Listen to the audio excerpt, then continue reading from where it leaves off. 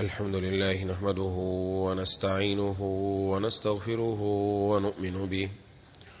ونؤمن به ونتوكل عليه ونعوذ بالله من شرور أنفسنا ومن سيئات أعمالنا من يهده الله فلا مضل له ومن يضلله فلا هادي له ونشهد أن لا إله إلا الله وحده لا شريك له ونشهد أن سيدنا ومولانا محمدا عبده ورسوله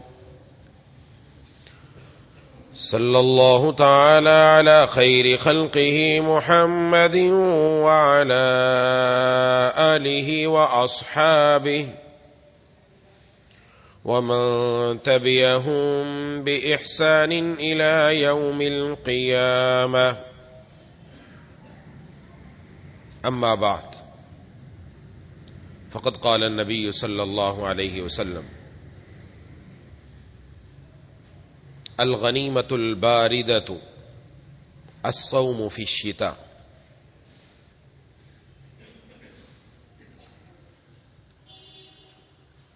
او كما قال عليه الصلاة والسلام.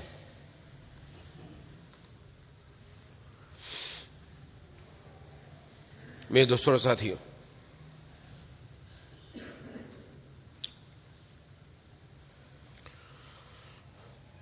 اللہ تبارک و تعالی نے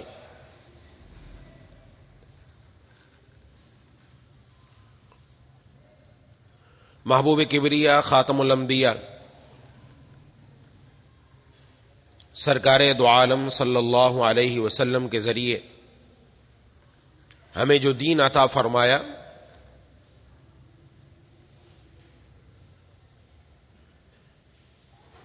یہ دین اللہ تبارک و تعالی نے ہمیں ایسا دیا ہے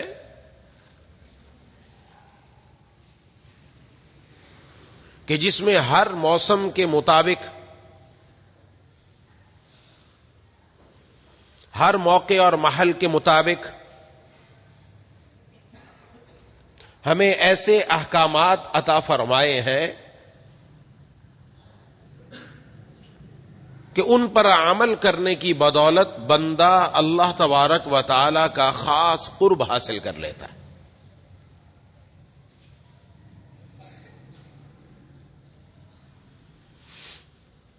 موسم سرما، سردیوں کا موسم، اس کی ابتدا ہو رہی ہے۔ اس موسم سے فائدہ اٹھانا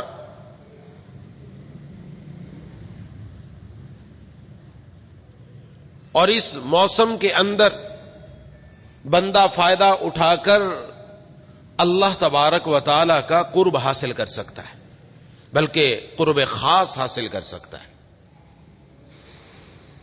یہ اللہ تبارک و تعالیٰ کا نظام ہے، کبھی گرمی کا زمانہ ہے، کبھی سردی کا زمانہ، یہ بھی اللہ تعالیٰ کی نشانیوں میں سے نشانی ہے۔ سورج بھی وہی ہے، دن بھی ہمارے سامنے وہی ہے، کبھی سورج آگ برساتا ہے، کبھی وہی سورج ہے، لیکن اس کی تپش ہم تک نہیں پہنچ رہی، موسم سرد ہو رہا ہے۔ اللہ کی نشانی ہے، غور کرنے کی چیز ہے، یہ بھی تدبر کی چیز ہے، بندہ اللہ تک پہنچتا ہے۔ کیا واہ اللہ تعالیٰ کی زبردست قدرت ہے، کیا حکمت ہے، ہر موسم میں فائدہ ہے۔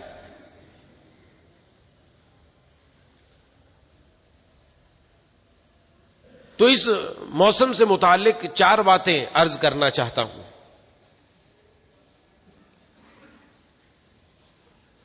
وہ احکام تو عمومی ہے، لیکن خاص ہم اس موقع سے اگر فائدہ اٹھائیں تو بڑی جلد اللہ تک پہنچ جائیں گے اور اللہ کا قرب خاص حاصل ہو جائے گا۔ کوئی زیادہ تگ و دو نہیں۔ دنیا کے اندر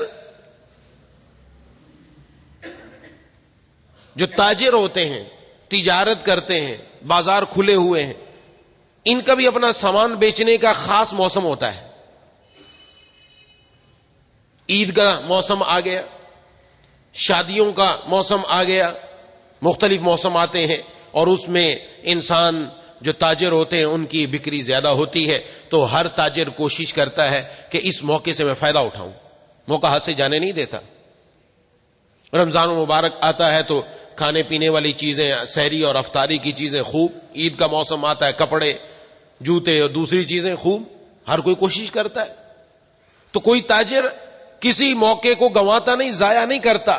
ایک سچا مومن، ایک اللہ تبارک و تعالی سے محبت کرنے والا، محبوب کبریا خاتم الانبیاء جناب نبی کریم صلی اللہ علیہ وسلم کی رسالت پر ایمان لانے والا اور آپ کا سچا غلام، وہ کوشش کرتا ہے کہ کوئی نیکی کا موقع ہاتھ سے جانے نہ پائے. نیکی کا موقع ملے بس فٹ میں نیکی کر کے اللہ کا پیار حاصل کر لوں. تو اس لیے اس موسم کے اندر سب سے پہلی چیز محبوب کبریا خاتم الانبیاء سرکار دو عالم صلی اللہ علیہ وسلم نے جس کے بارے میں ارشاد فرمایا کہ الغنیمت الباردۃ الصوم فی الشتاء او کما قال علیہ الصلاۃ والسلام. موسم سرما میں ٹھنڈی نیکی وہ روزہ رکھنا ہے. روزہ رکھنا اس موسم کے اندر آسان ہے. دن مختصر ہو جاتے ہیں اور انسان کو دن میں بھوک اور پیاس کا احساس بھی نہیں ہوتا. بآسانی اگر وہ روزہ رکھنا چاہے تو روزے کو پورا کر لیتا ہے. اس لیے جناب نبی کریم صلی اللہ علیہ وسلم نے ارشاد فرمایا ٹھنڈی نیکی ہے یہ. لیکن عموماً ہمارے اندر نوافل کا الحمدللہ اہتمام تو ہوتا ہے لیکن نفلی روزوں کا اہتمام نہیں. محبوب کبریا خاتم الانبیاء سرکار دو عالم صلی اللہ علیہ وسلم کا معمول تھا اور آپ کے متبعین حضرات صحابہ کرام رضوان اللہ علیہم اجمعین اور ان کے بعد جتنے بھی اولیاء اللہ نیک لوگ سب کا یہ طریقہ ہے اور اب بھی ہے. ان کا تھا کہ ہر مہینے کے اندر روزہ رکھنے کا اہتمام کرتے تھے، نفلی روزہ. آپ صلی اللہ علیہ وسلم کے بارے میں حدیث شریف میں آتا ہے کہ آپ صلی اللہ علیہ وسلم سفر میں ہوں گھر میں ہوں ہر حال میں ہر مہینے میں آپ 3 روزے رکھنے کا اہتمام کیا کرتے تھے. 3 روزے آپ نے رکھے اور اس کو ارشاد فرمایا جو آدمی 3 روزے ہر مہینے میں رکھتا ہے گویا وہ پوری زندگی روزہ رکھنے والا ہے. پوری زندگی کیسے ہوا؟ ایک روزہ رکھا تو ایک ہے، ایک کے بدلے میں 10 ملتے ہیں تو ایک کے بدلے میں 10 کا ثواب. ایک مہینے میں 3 رکھے 30 دن ہوتے ہیں تو 30 کا ثواب. ہر مہینے میں 30 کا ثواب، 3 روزے پر 30 کا ثواب. اس طرح گویا وہ اپنی پوری زندگی جب رکھتا رہے گا تو ہر مہینے میں 3 روزے رکھنے سے پورے مہینے روزے رکھنے کا ثواب مل رہا ہے. یہ پورا مہینہ روزے دار ہے. یہ کیسا دین آسان ہے. اور آپ صلی اللہ علیہ وسلم کا اپنا معمول تھا، خاص طور پر پیر اور جمعرات کا بھی آپ اہتمام فرمایا کرتے تھے. عرب کے اندر اب تک ہے، عرب ممالک کے اندر اب تک ہے کہ وہ خاص نفلی روزے کا بھی ماشاءاللہ بڑا اہتمام کرتے ہیں.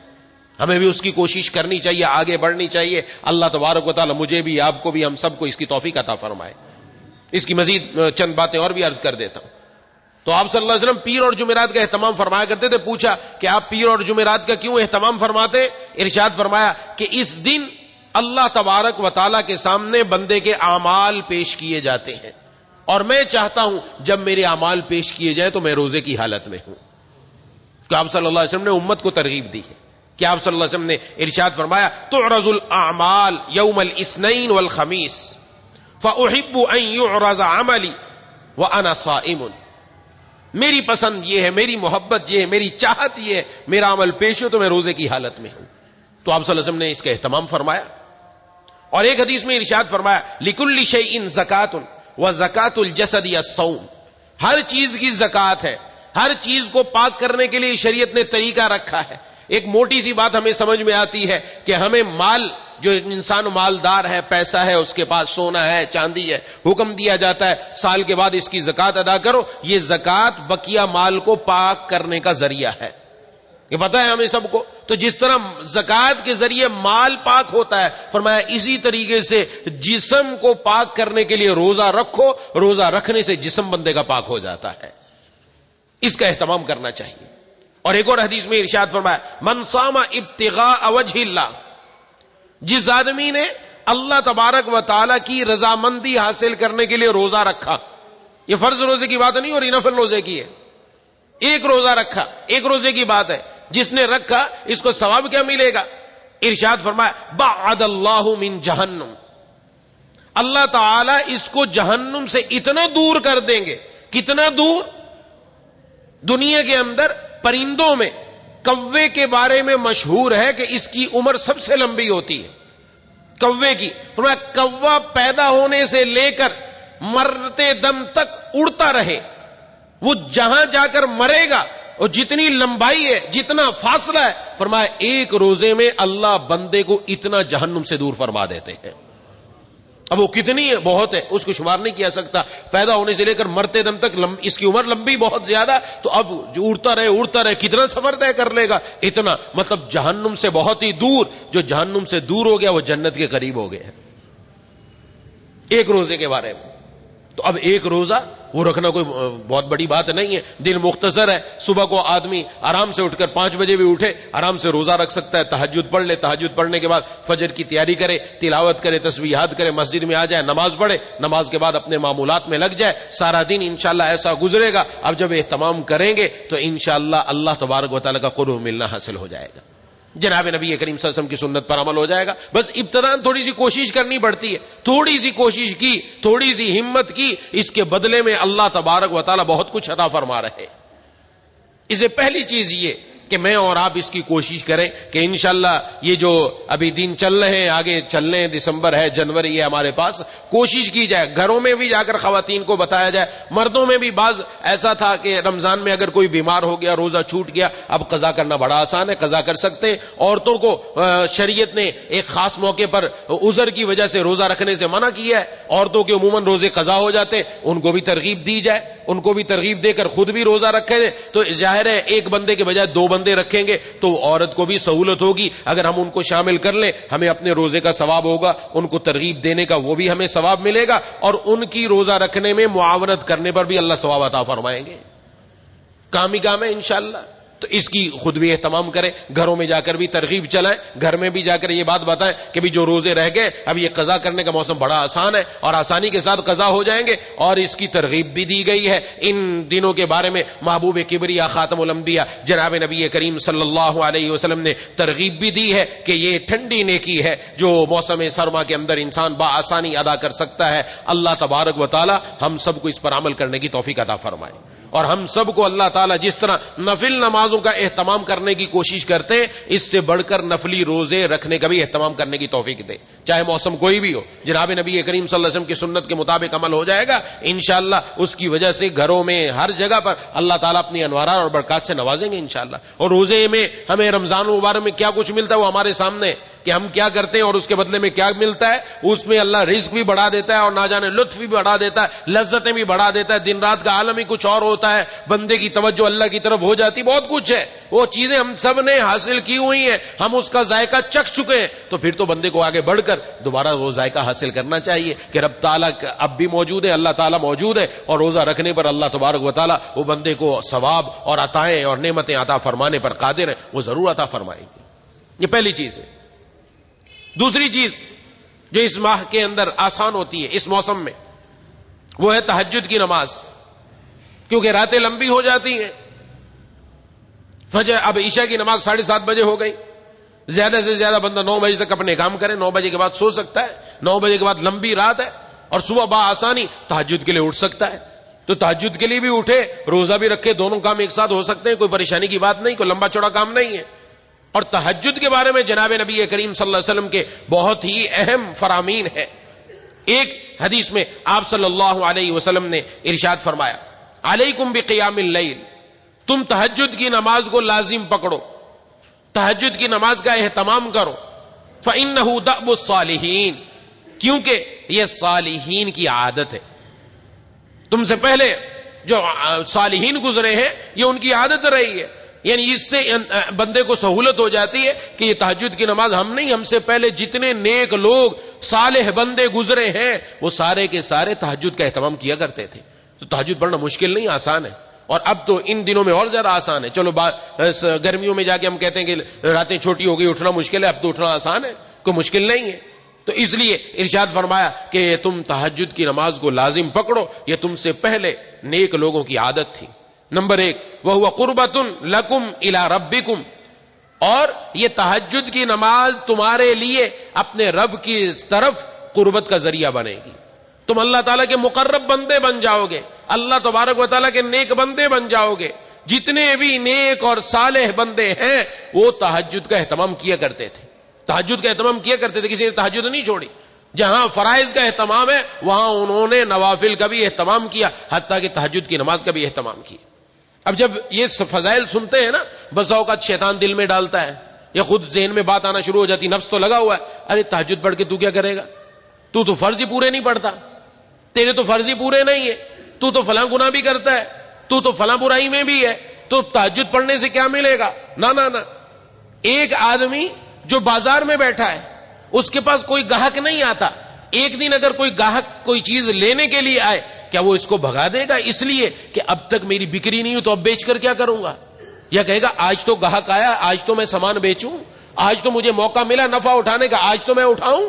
دنیا کے اندر نیکی کمانے کا موقع ہاتھ سے جانے نہیں, دنیا کمانے کا موقع ہاتھ سے جانے نہیں دیا کہ پیسہ آ رہا ہے تو حاصل کر لو, کمانے کا موقع آ رہا ہے ہاتھ سے جانے نہ دو, جیسے تیسے کر لو, تھوڑے بہت آگے پیچھے کر کے بیچ دو. کرتا ہے کہ انسان نہیں کرتا, تو پھر دین میں تو اس سے اور آگے بڑھنا چاہیے. حکیم الامہ حضرت تھانوی رحمہ اللہ نے عجیب بات ارشاد فرمایا لسٹم پسٹم جیسے ہوتا ہے عمل کرتے رہو. یہ مت سوچو کہ فلاں عمل میں نے آج تک نہیں کیا, آج کرنے سے کیا ہوگا, میں تو یہ بھی گناہ کرتا ہوں, یہ بھی کرتا ہوں, یہ بھی کرتا ہوں, اور تہجد پڑھنے سے کیا ہوگا, میری تو فرض نمازیں پوری نہیں ہے. میں نہیں, نیکی کر لو, اور جو اس نیکی کی توفیق مل رہی ہے وہ کر لو, نہ جانے اسی کی وجہ سے اللہ تمہاری زندگی بدل کر رکھ دے. کتنے ایسے لوگ اللہ تعالیٰ کے یہاں دیر نہیں ہے, کتنے ایسے لوگ جو اللہ سے دور تھے, ایک چھوٹی سی نیکی کی وجہ سے اللہ نے اپنا مقرب بنا لیا.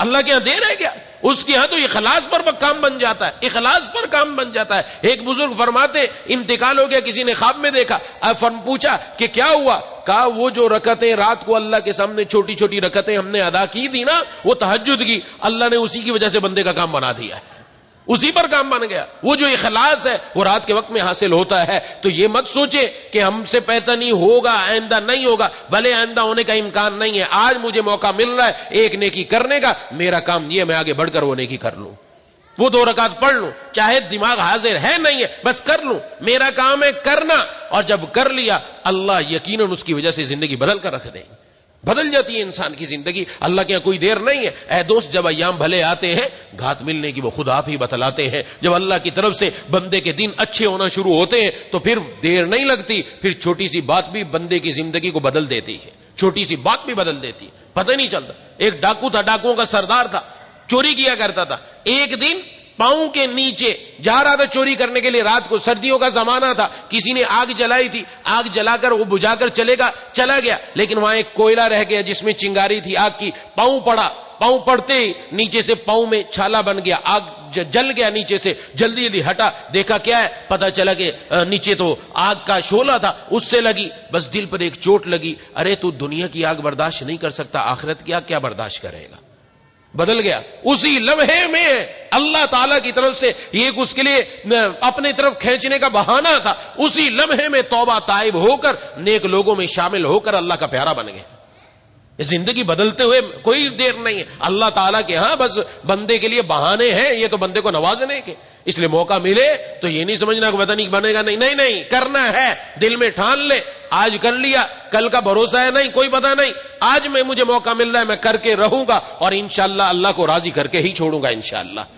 ایسی ہمت ہو تو کام بنے گا یقیناً. اس لیے یہ دل میں اگر وسوسہ آئے, نفس سمجھائے یا اور کوئی کہے, اس کی پرواہ نہیں کرنی, بس لگ جاؤ. جس دن آنکھ کھل گئی, جس دن رب کے سامنے کھڑے ہونے کی توفیق ہو گئی, کھڑا ہو کر اللہ کے سامنے عبادت کرے.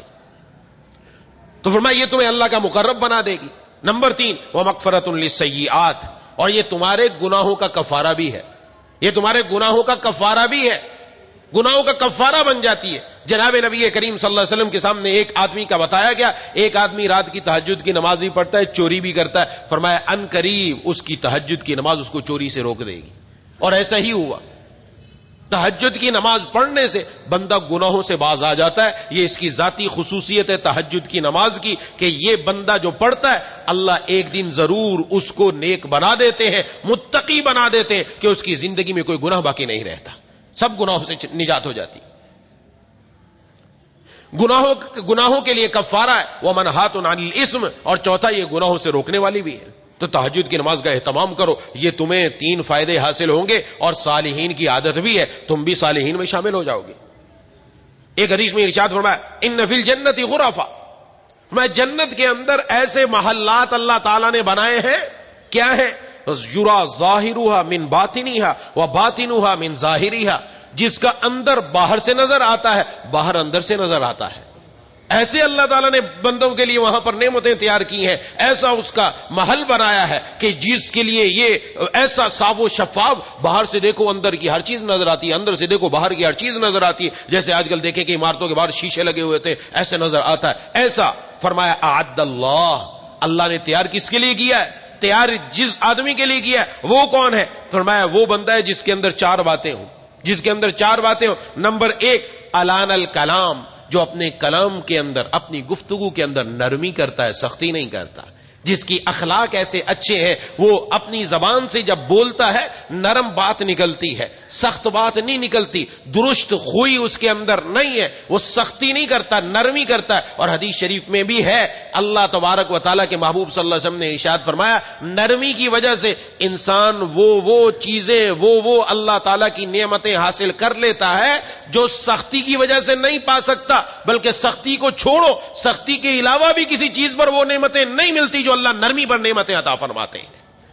آج ہم نرم ہونے کو سمجھتے ہیں کہ میں نیچا ہو گیا، میں کیوں پیچھے ہو جاؤں، شاید میں ذلیل ہو جاؤں گا، نہ آج ہم سمجھتے ہیں سخت بات کرنے میں، گالی دینے میں، گفتار کرنے میں، برا بھلا کہنے میں، اونچی آواز سے بات کرنے میں، دوسرے کو نیچا کرنے میں سمجھتے ہیں کہ میں بہت اونچا بن جاؤں گا، نہ الان الکلام، یہ غرفے، یہ محلات، یہ نعمتیں اللہ نے اس کے لیے تیار کی ہیں جس کی گفتگو نرم ہو، جس کے اخلاق ایسے اچھے، وہ جب بات کرتا ہے نرم بات کرتا ہے، اس کی بات میں سختی نہیں ہے، نرمی سے گفتگو کرتا ہے۔ نمبر 1، یہ ابھی موقع نہیں، بات بہت بڑھ جائے گی، وہ اطعم طعام، اور وہ کھانا کھلاتا ہے، کھانا کھلاتا ہے لوگوں کو جن کی ضرورت ہے، ضرورت مندوں کی ضرورت کو کھلاتا ہے۔ یہ ایک چوتھی بات ہے جو میں انشاءاللہ عرض کروں گا، اس کے اندر اس کی تفصیل آئے گی۔ اور تیسری چیز فرمایا جو روزے پے در پے رکھتا ہے، روزے رکھتا ہے، یہ پہلے بات عرض کر چکا روزے رکھنے کی، روزے بھی رکھتا ہے۔ اور چوتھی بات وصلی باللیل والناس نیام، اور وہ راتوں کو نماز پڑھتا ہے جب لوگ سو رہے ہوتے ہیں۔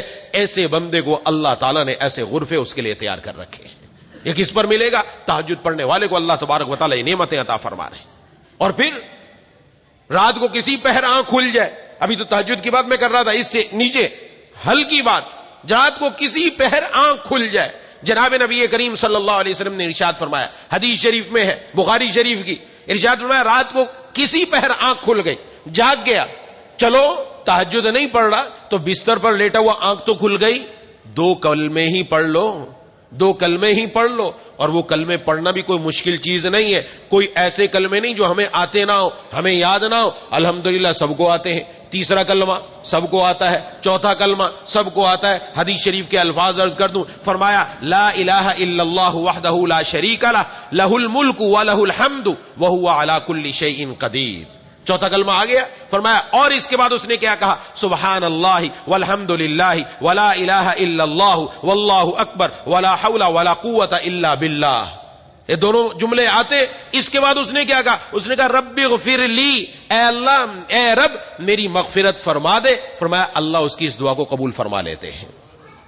اور رب اغفر لی نہ کہے، فرمایا اس کے علاوہ جو دعا کرے اللہ اس کی دعا قبول فرما لیں گے، جو دعا کرے اللہ دعا قبول فرما لیں گے۔ یہ تو لیٹے لیٹے کام ہو گیا۔ اس کے بعد ہمت کر لی کہ جو دعا قبول ہو رہی تو چلو نماز پڑھنے، فرمایا پھر وہ کھڑا ہوا، وضو کیا، نماز پڑھی، جو نماز پڑھے گا اللہ اس نماز کو بھی قبول فرما لیں گے۔ یہ کس کے لیے آ رہا ہے؟ یہ رات کے وقت میں اٹھ کر کھڑا ہو جائے۔ کوئی لمبا کام ہے؟ کوئی لمبا چوڑا کام ہے؟ آج راتیں برباد ہو رہی ہیں خام خواہ، کس پر؟ فیس بک پر، یوٹیوب پر، ان کی گندگیوں کے اندر زندگی گزار رہے نوجوانوں سے بھی گزارش ہے، سب سے گزارش ہے، ہم اپنی زندگی کو دیکھو، کیوں موبائل کے اوپر برباد کر رکھی ہے اپنی زندگی؟ سارا دن تو موبائل ہے، رات ہو مولا ہو، بس تیسرا کوئی نہ ہو۔ اے دنیا والوں سے دوستی لگا کر کیا ملے گا؟ دوستی لگانی ہے تو اپنے مولا سے لگائیں۔ اور اگر کسی حسین کی طرف جانے کا خیال آتا ہے، کسی لڑکی سے ناجائز تعلق قائم کرنے کا خیال آتا ہے، اس کے حسن پر مرنے کا دل کرتا ہے، اس کی گالوں اور بالوں پر مرنے کا دل کرتا ہے، تو سوچے جس ذات نے اس کو حسن بخشا، پوری دنیا کی خواتین کو، پوری دنیا کے حسیناؤں کو جس اللہ نے حسن بخشا، وہ خود اللہ خود کتنا خوبصورت ہوگا۔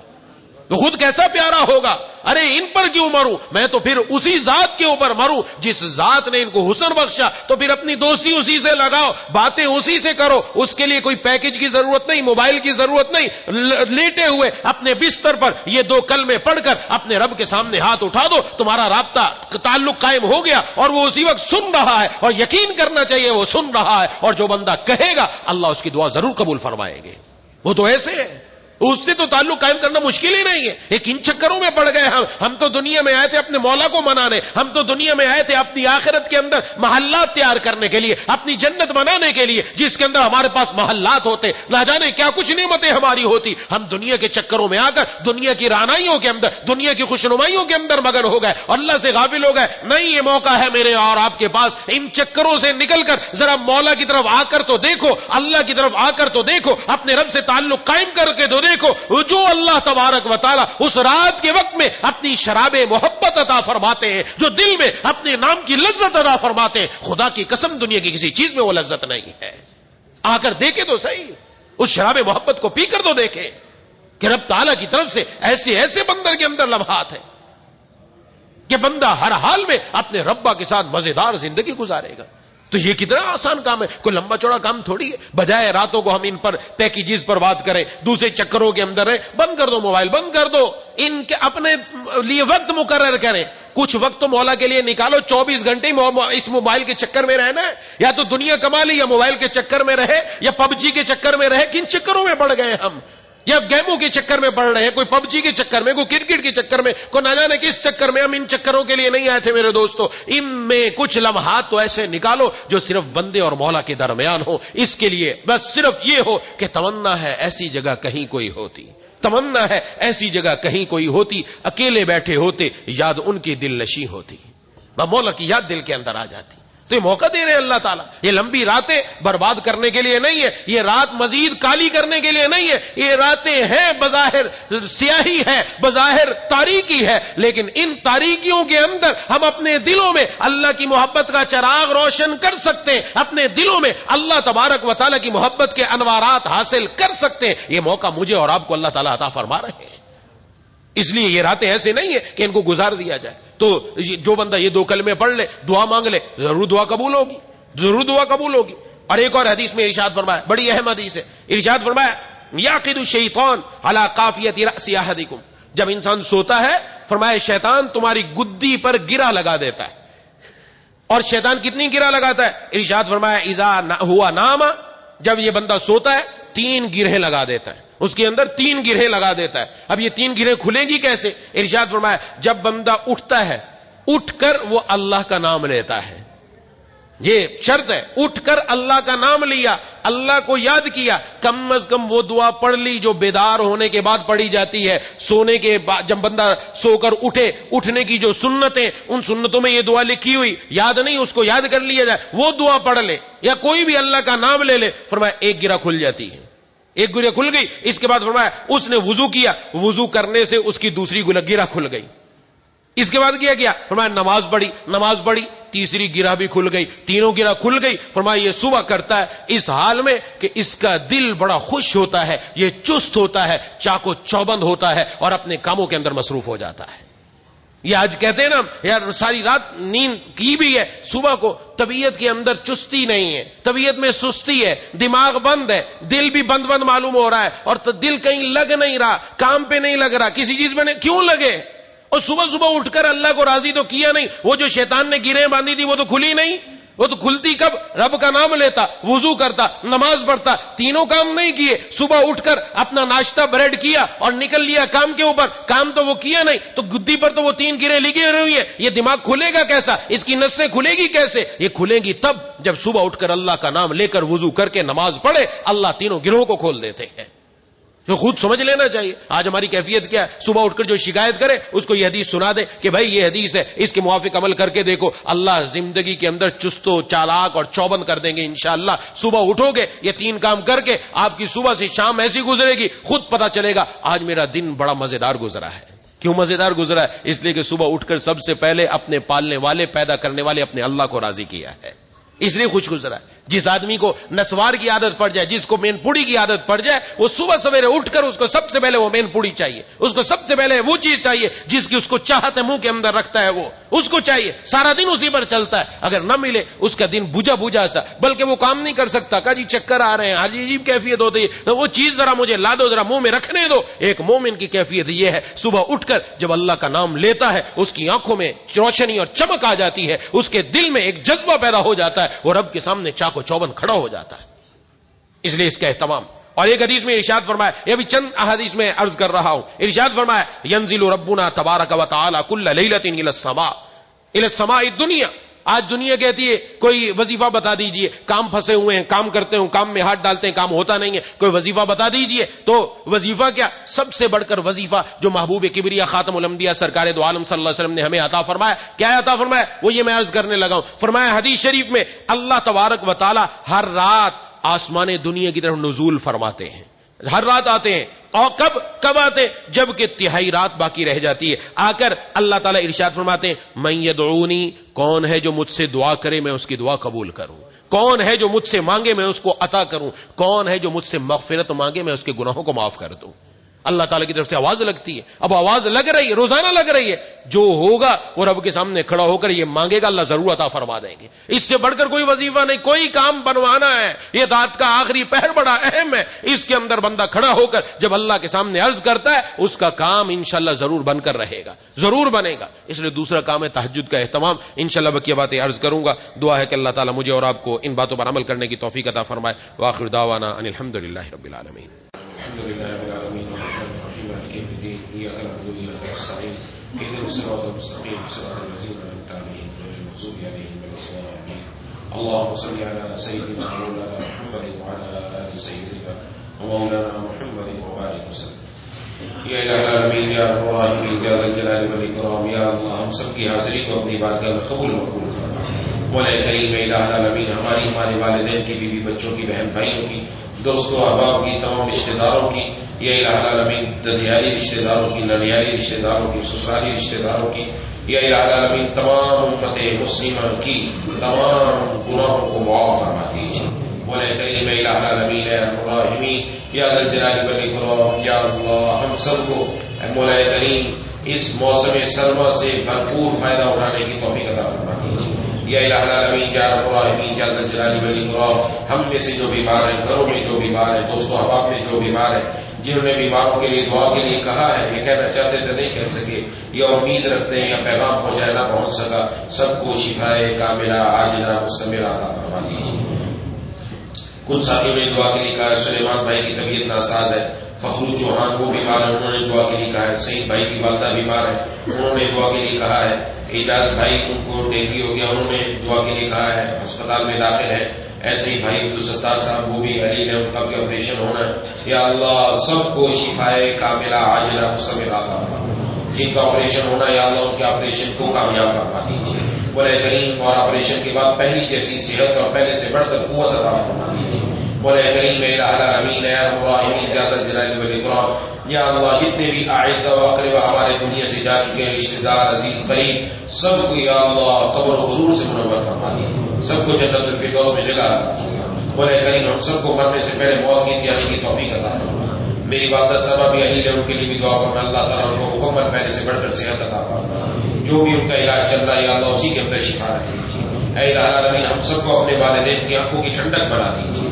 یا اللہ ہمارے والدین کی ہر بیماری, دکھ, درد, تکلیف, پریشانی دور فرما دیجیے. یا اللہ انہیں دنیا میں بھی خوب خوشیاں نصیب فرمائیے. یا الہ العالمین آخرت میں بھی جنت الفردوس میں جگہ عطا فرمائیے. مولا کریم الہ العالمین اور ہماری اولاد کو ہماری آنکھوں کی ٹھنڈک بنا دیجیے. ہمیں اپنی اولاد کی صحیح نہج پر تربیت کرنے کی توفیق عطا فرما دیجیے. یا الہ العالمین یا رب العالمین تمام مسلمانوں کو, خصوصاً نوجوان لڑکوں اور لڑکیوں کو, یا اللہ مسلمانوں کو یا اللہ عفت اور پاک دامنی کے ساتھ زندگی گزارنے کی توفیق عطا فرما. بے حیائی, عریانی اور فحاشی تمام چیزوں سے تمام مسلمانوں کی حفاظت فرما. دائیں بائیں, اوپر نیچے, سامنے پیچھے, ہر طرف سے حفاظت فرما. یا اللہ جو آپ نے اپنے پیاروں کو اپنی محبت کے سمندر عطا فرمائے, اس میں سے ایک ذرہ ہمیں بھی عطا فرما دیجیے. مولا کریم الہ العالمین ہے الراحمین یا ذا الجلال والاکرام, مرنے سے پہلے سچی توبہ کی ضرور توفیق عطا فرما دیجیے. خاتمہ ایمان پر نصیب فرما دیجیے. دنیا میں جہاں کہیں دین کے جس انداز میں کام ہو رہا ہے سب قبول فرما لیجیے. مجاہدین کی، تبلیغی جماعتوں کی، مدارس کی، مساجد کی، خانقاہوں کے علماء کی، تمام اولیاء اللہ کی، تمام مسلمانوں کی سب کی حفاظت فرما دیجیے. یا الہ العالمین، یا رب العالمین، دین کے جس شعبے میں ہم بہتر انداز میں کام کر سکتے ہیں اس کے لیے ہمیں قبول فرما لیجیے. مولا کریم الہ العالمین مرتے دم تک اپنے دین سے وابستہ رکھیے. یا اللہ سلامتی اعضاء، سلامتی ایمان کے ساتھ زندہ رکھیے. یا اللہ سلامتی اعضاء، سلامتی ایمان کے ساتھ دنیا سے اٹھائیے. رقیق القلب، رحیم المزاج، حلیم الطبع بنا دیجیے. قلب سلیم، فہم سلیم، عقل سلیم عطا فرما دیجیے. عقل سلیم پر فضل عظیم عطا فرما دیجیے. مولا کریم الہ العالمین یا رب العالمین یا ذا الجلال والاکرام، جتنے ساتھی مجھ سمیت موجود ہیں ہم سب کے دلوں میں جتنی جائز تمنا ہے سب پوری فرما دیجیے. یا اللہ ہمیں، ہماری اولادوں کو، ہماری نسلوں کو، قیامت تک آنے والی ذریت کو یا الہ العالمین ایمان پر قائم رکھیے. یا اللہ ایمان پر ہی دنیا سے اٹھائیے. اے الہ العالمین یا رب العالمین، جتنی بھی دعائیں آپ کے محبوب صلی اللہ علیہ وسلم نے مانگی وہ سب ہم سب کے حق میں قبول فرما لیجیے. جن جن چیزوں سے پناہ مانگی ان سب سے ہم سب کو پناہ عطا فرما دیجیے. اللهم كل خير لكل مسلم ومسلمة، اللهم ارحم أمة محمد صلى الله عليه وسلم. اللهم اغفر لنا وللمؤمنين والمؤمنات والمسلمين والمسلمات. اللهم اغفر لنا وللمؤمنين والمؤمنات والمسلمين والمسلمات. اللهم اغفر لنا وللمؤمنين والمؤمنات والمسلمين والمسلمات. جتنی دعائیں آپ کے محبوب صلی اللہ علیہ وسلم نے مانگی ہیں سب ہم سب کے حق میں قبول فرما لیجیے. جن جن چیزوں سے پناہ مانگی ان سب سے ہم سب کو پناہ عطا فرما دیجیے. ربنا تقبل منا انك انت السميع العليم وتب علينا انك انت التواب الرحيم. صلى الله تعالى على خير خلقه محمد وعلى اله واصحابه اجمعين برحمتك يا ارحم الراحمين. آمين يا رب العالمين.